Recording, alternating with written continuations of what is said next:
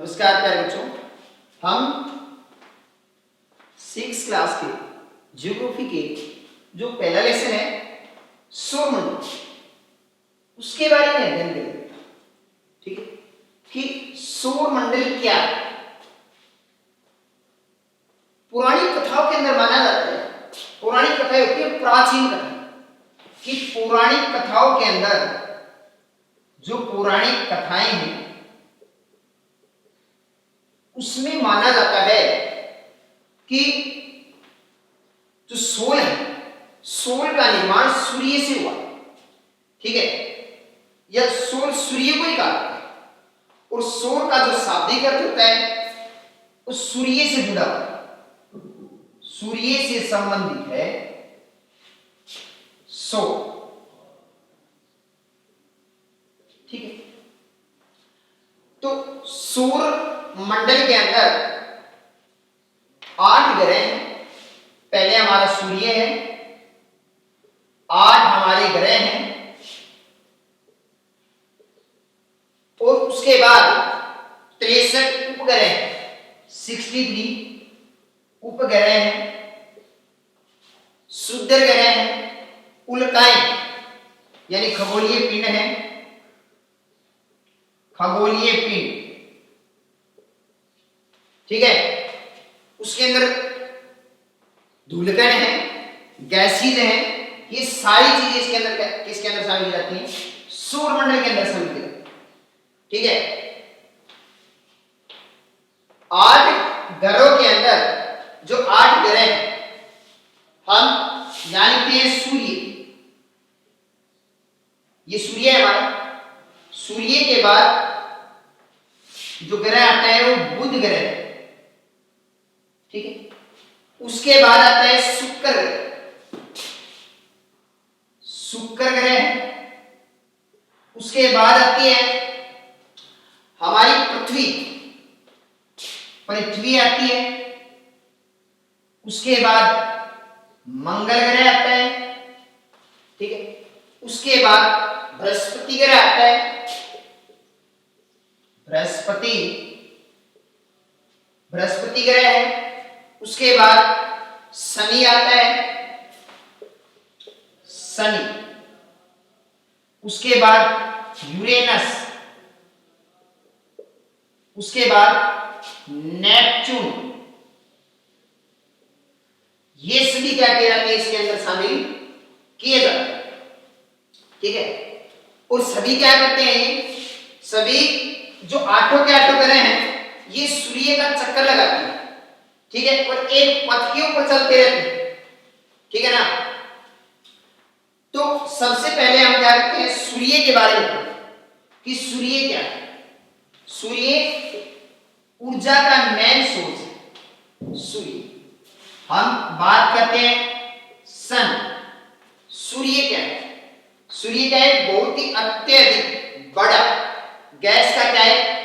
तारा, यानी तापमान ज्यादा, तापमान अत्यधिक है, गैसीय अवस्था के अंदर पाया जाता है, अत्यधिक गर्म गैस है इसके अंदर। ठीक है, और पृथ्वी से लगभग हमारी जो पृथ्वी है उसके बीच की जो दूरी है सूर्य से, वो है बेटा 15 करोड़ किलोमीटर। 15 करोड़ किलोमीटर क्या है हमारी इसके बीच की डिस्टेंस। इसके बाद क्या होता है कि इस सूर्य के बारे में हमने देखा, हमारे लेसन के अंदर प्रत्येक के बारे में बताने का प्रयास किया है।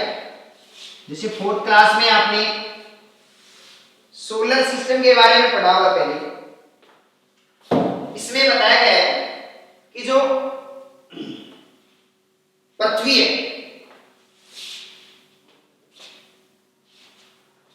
पृथ्वी क्या है कि कितने नंबर पे आने वाला है? तीसरे नंबर पे आने वाला ग्रह, और जिसके ऊपर अकेली पृथ्वी के ऊपर क्या पाया जाता है बेटा? जीवन पाया जाता है, यानी जीवन संभव है। यहां व्यक्ति रहते हैं, किसी ग्रह पे नहीं रहते। ठीक है, और पृथ्वी है, पृथ्वी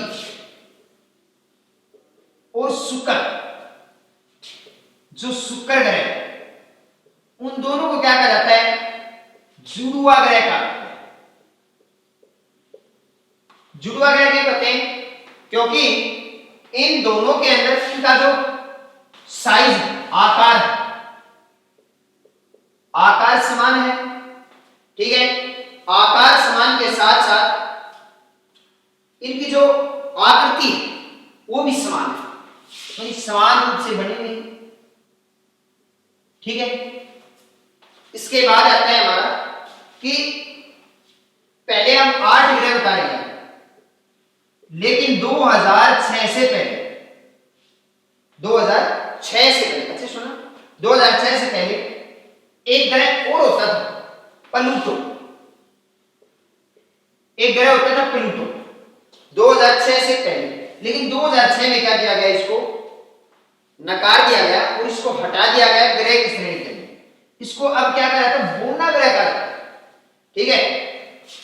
इसके बाद आता है हमारा कि हम बात करते हैं सूर्य के, जैसे बुध ग्रह है, शुक्र है, इनके बारे में कोई ज्यादा हमने वर्णन करने का प्रयास नहीं करना है, क्योंकि हमारे एनसीईआरटी की बुक के अंदर इसमें ज्यादा नहीं दिया।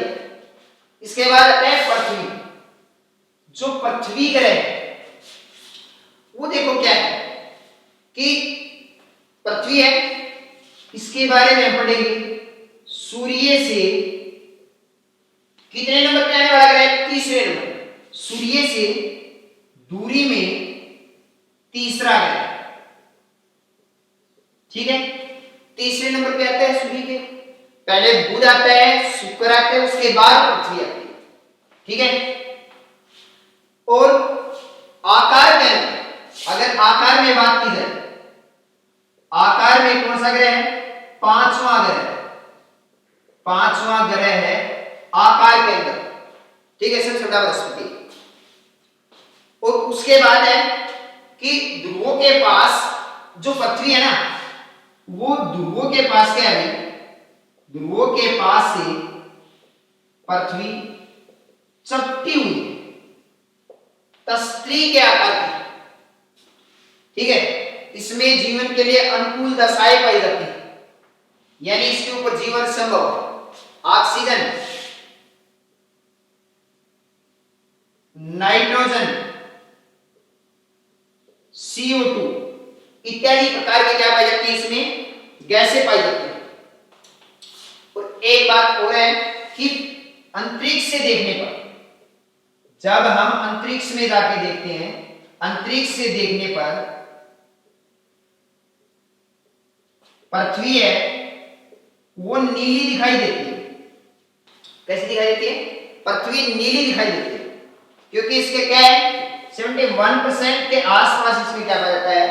जल ही जल पाया, ठीक है। इसके बाद आता है हमारा पृथ्वी के बारे में हम पढ़ते हैं, तो इसके अंदर हम पढ़ते हैं चंद्रमा क्या है। पृथ्वी के बाद हम चंद्रमा के बारे में देखते हैं। चंद्रमा, चंद्रमा क्या है? चंद्रमा है पृथ्वी का प्राकृतिक उपग्रह, यानी पृथ्वी का प्राकृतिक उपग्रह। क्या ये प्राकृतिक उपग्रह है पृथ्वी का, चंद्रमा, ठीक है। और पृथ्वी के व्यास का, यानी पृथ्वी का जितना व्यास है, जितना व्यास हमारी पृथ्वी का है, उस व्यास का 1/4 यानी 1/4 भाग पृथ्वी का व्यास का ये पाया जाता है। और उसके बाद है कि हम ये बड़ा इसलिए दिखाई देता है क्योंकि ये जो चंद्रमा है वो हमारी पृथ्वी के नजदीक, काफी नजदीक होने की वजह से क्या होता है, चंद्रमा हमारे हमको बड़ा दिखाई देता है, ठीक है। और इसकी जो दूरी है हमसे वो है बेटा कि 3,84,400 किलोमीटर की दूरी के ऊपर पृथ्वी से। और पहले व्यक्ति थे नील आर्मस्ट्रॉन्ग, जो चंद्रमा के ऊपर गए। और हमारे इंडियन जो व्यक्ति हुए उसमें राकेश शर्मा, कल्पना चावला है, वो भी चंद्रमा के ऊपर गए, ठीक है। इसके बाद उपग्रह क्या होता है? यानी आप सोच रहे होंगे प्राकृतिक उपग्रह है, यानी उपग्रह क्या होता है? उपग्रह क्या होता है? एक खगोलीय पिंड होता है। खगोलीय क्या होता है? एक खगोलीय पिंड होता है, खगोलीय पिंड होता है जो क्या करता है, जो जैसे सूर्य के बाहर आठों ग्रह चक्कर लगाते हैं, ऐसे ही उपग्रह क्या करता है, अपने ग्रह के बाहर चक्कर लगाता है। ठीक है। इसके बाद यह जो चंद्रमा है वो पृथ्वी का चक्कर कितने दिन में लगा देता है? 27 दिन में लगा देता है। 27 दिन में जो चंद्रमा है वो पृथ्वी की परिक्रमा कर देता है। इसके बाद आता है हमारा शुद्ध ग्रह। अब हम पढ़ेंगे शुद्ध ग्रह के बारे में कि शुद्ध ग्रह क्या होता है। शुद्ध ग्रह, शुद्ध ग्रह क्या होते हैं? असंख्य तारे, यानी असंख्य होता है जिनकी संख्या का हमें पता नहीं। असंख्य तारे जो सूर्य के चारों ओर चक्कर लगाते हैं उन्हें हम क्या कहते हैं? असंख्य तारे जो सूर्य के बाहर चक्कर लगाने लगेंगे, या असंख्य छोटे छोटे तत्व जो सूर्य के बाहर चक्कर लगाने लगेंगे, उनको क्या कहते हैं? शुद्ध ग्रह कहते हैं। ठीक है। और ये मंगल एवं, ये एक बात याद रखना भी, मंगल एवं बृहस्पति, मंगल एवं बृहस्पति की कक्षाओं के बीच ये सबसे ज्यादा पाए जाते हैं। शुद्ध ग्रह सबसे ज्यादा कहा जाते हैं मंगल एवं बृहस्पति की कक्षाओं के अंदर क्या होते हैं? असंख्य तारे होते हैं, असंख्य छोटे छोटे तत्व होते हैं जो क्या करते हैं? सूर्य के बाहर चक्कर लगाते हैं। उसके बाद आता है उल्का पिंड। उल्का पिंड, उल्का पिंड क्या होता है? एक उल्का पिंड होता है सूर्य के चारों ओर, यानी वही बात है, सूर्य के चारों तरफ चक्कर लगाने वाले छोटे छोटे क्या होते हैं? पत्थर होते हैं। चारों तरफ चक्कर लगाने वाले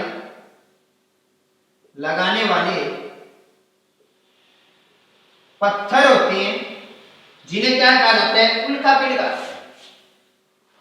जब ये नजदीक आते हैं पृथ्वी तो घर्षण के कारण कई बार प्रकाश उत्पन्न होता है। ठीक है। और अगर ये उल्का पिंड पृथ्वी से टकरा जाते हैं तो किसका निर्माण होता है? गहरे गहरे गड्ढों का निर्माण होता है।